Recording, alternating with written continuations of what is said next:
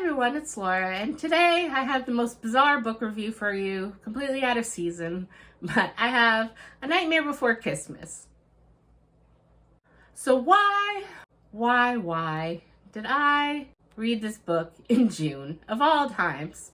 Well, that's funny. I bought this last fall because I liked the movie A Nightmare Before Christmas, and this sounded like a really cute premise with one of the sons of Christmas ends up with the son of Halloween, and I was sold. And I had planned to read it during Christmas time last December, but as the holidays can get, time just slipped away and I didn't prioritize reading. I prioritized family and other things, and I had overtime work, so it just didn't happen. And then I believe it was in January, I watched a video from Carrie Can Read, and she had read this book at some point, and she didn't really like this book at all. So that made me worried. So sometimes I look at the books on my bookshelves and try and figure out, I don't want to put myself into a slump, but I'm eager to get rid of books that I think might be ones that I will unhaul after I read them.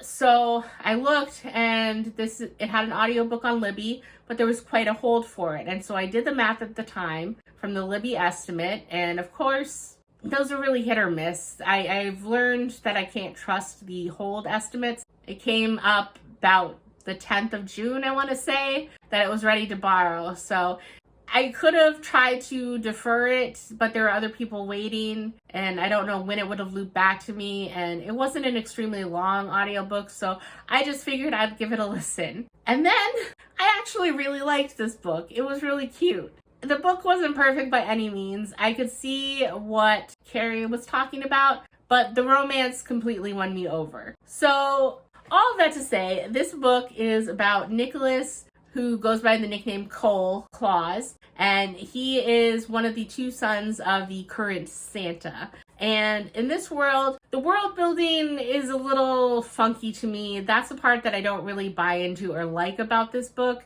I like the idea of Christmas and Halloween and all of the different holidays having families. I find that all interesting. I don't really like how it was executed in here. So I did enjoy this more when I just kind of glossed over that part of this, because basically he has a brother, Chris, and he is the older of the two brothers, and their father is far from being holly jolly as you would expect from a Santa. He has kind of corporatized Christmas and the production, and all the families that have holidays, they have magic based on joy due to their holidays. So in order to get more power and more joy, his father is interested in expansion, basically, of Christmas, like some weird sort of corporate takeover thing. It's weird. And so Cole is more interested in the quality of goods and wants to do good and help children in need and suffering, because they have a database of all the letters to Santa, and you hear awful heartbreaking stories of children. But Cole is also kind of the two brothers, the notorious prankster and screw up. And so at the very beginning of this book, you find out that he made a mistake with the systems, and he ended up causing chaos somewhere, and it actually caused kind of economic collapse in a city somewhere. So he's devastated, and he is drowning his sorrows in a bar, and his brother comes and is just like, really, you went a little too far. And Cole had to say, no, I wasn't trying to do a prank this time. I was trying to do something good. And then while his brother's like, well, explain to me what's happening, their father calls, and he basically yells at Cole saying he needs to get back home immediately to sort out his mess and take accountability, blah, blah, blah. So he gets overwhelmed. He's drunk at this point. When his father realizes he's drunk, he yells at him more. He runs out the back of a bar, and he's kind of having like a panic attack in a dark alley. And there he runs into this dark stranger, and he ends up thinking that it's someone who works at the bar, and he ends up kissing this guy, and he's immediately blown away, and they have a few meaningful words before the kiss too. So since then, everything keeps running through his brain. The words of wisdom that this stranger shared with him, and then the kiss and how he just can't let it go. And so then there's kind of a time skip between then and I believe it's a year and a half, 2 years later, and his father is still basically taking him to task over this mess up, even though he's really tried to clean up his act and prove that he's taking things more seriously. And the weirdness is that this is kind of like, there's magic in this world and everything, but it is a separate world from normal people. Normal people aren't aware of magic or the holidays having families, but they do know of Cole and his brother Chris as like princes of just some random country. So it's bizarre. So he gets hounded by reporters and press. He gets hounded by normal people press as like this prince doing stuff, but they have specific magical press that is for just their world alone. And they have those press. They also have certain ones that are mainly focused on the Christmas family, and then other ones that focus on other families.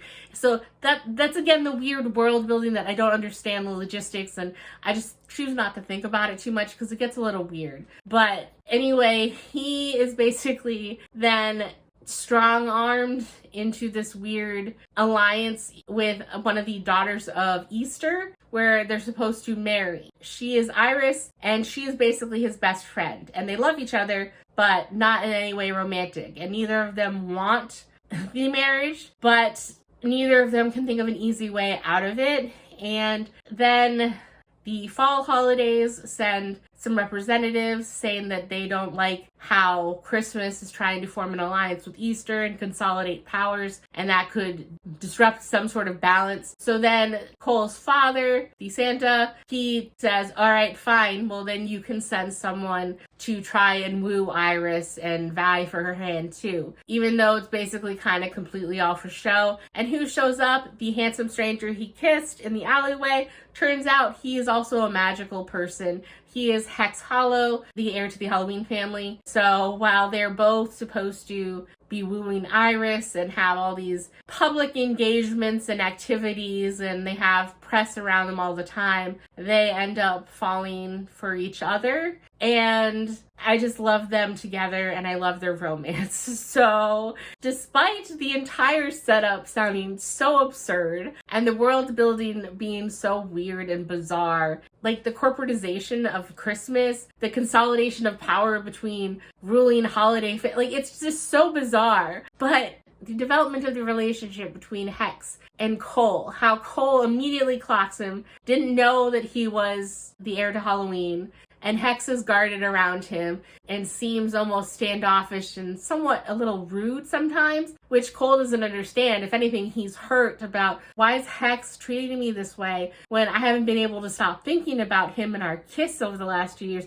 Obviously, it didn't mean as much to him. But then it turns out there was some misunderstanding, and when that's sorted out, they're drawn together, and Hex and him become closer. And while they grow friendly, they both basically make it abundantly clear that they're romantically attracted to each other as well. And just seeing the development and what they talk about, and it's not just all superficial, and just the personalities of the two of them. And even though it's kind of cheesy with some of the holiday stuff, I mean, Hex's outfits are all basically black and orange, and trying to be more festive because it just takes place around the Christmas season. He has some sort of shirt with jack-o'-lanterns and Santa hats or something to try and fit. But like, it's just really cute. And then seeing the foods, because, you know, they eat ridiculous cinnamon roll pancakes and hot cocoa all the time, and Hex isn't a huge fan of the hot cocoa, but it's really funny, and it's really cute. And now I'm torn because I don't know if there's going to be more, but there is at least a second book that is with Cole's younger brother Chris and one of these sons of St. Patrick's Day, and it's about luck or something. And so now I'm tempted to listen to that. But then again, it's June. It'll soon be July. So it's not near St. Patrick's Day, and it's definitely not near Christmas. So I don't know if I should wait and loop around again. But then I really like this book, and so I don't know if I do want to unhaul it, because I could always try and listen to it again if I wanted to revisit these characters. Do I actually need a physical copy of it? Maybe I do, because again, they're adorable, and if there's still such a long wait on my Libby. So I have yet to decide whether or not I want to unhaul this book, but I found this book great so long as I basically remove all critical thinking. I just went with the vibes and the romance, and I've had a fun time and enjoy this. So if you can't do that and you want things to make sense, this is probably not the book for you. But if you're fine with just kind of riding on vibes and a really cute romance, then I would highly recommend this. So I gave this book 4.5, which kind of came out of left field for me when I finished this book, because I didn't expect to like this much. But again, Cole and Hex, I love them together. So I think that's all I have to say about this book. So that's it for this video, and I will see you in the next one. Bye.